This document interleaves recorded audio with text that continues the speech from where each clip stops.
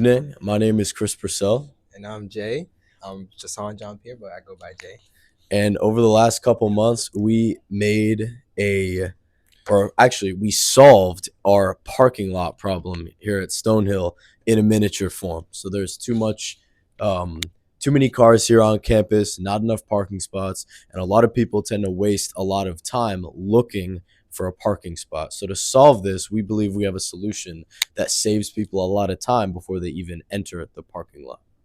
Correct. So this is just a little implementation of R Lot 17.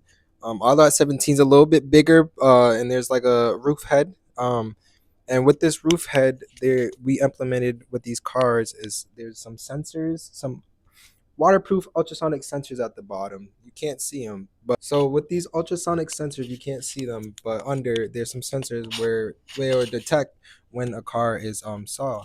So when the car is actually saw as well, this green LED will then turn red, notifying that the parking spot is no longer available. And we're gonna demonstrate that right now. So as you can see, the parking spot is taken. It's no longer available. This is also a display which notifies and shows how many parking spots are available left.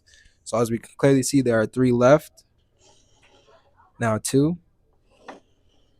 now 1.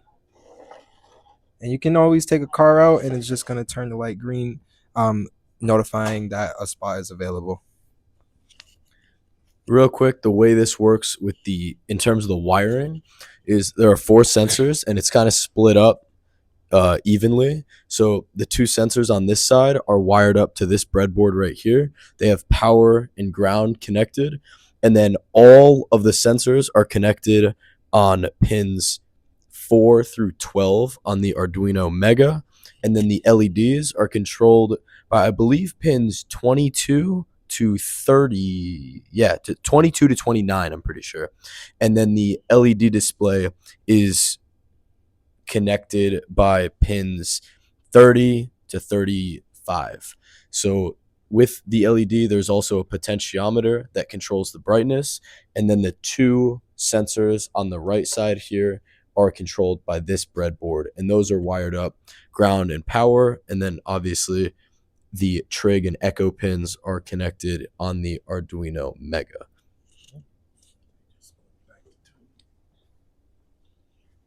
As you can see in the back here, the sensors are stuck to the roof of this garage. Again, this garage is supposed to resemble Lot 17.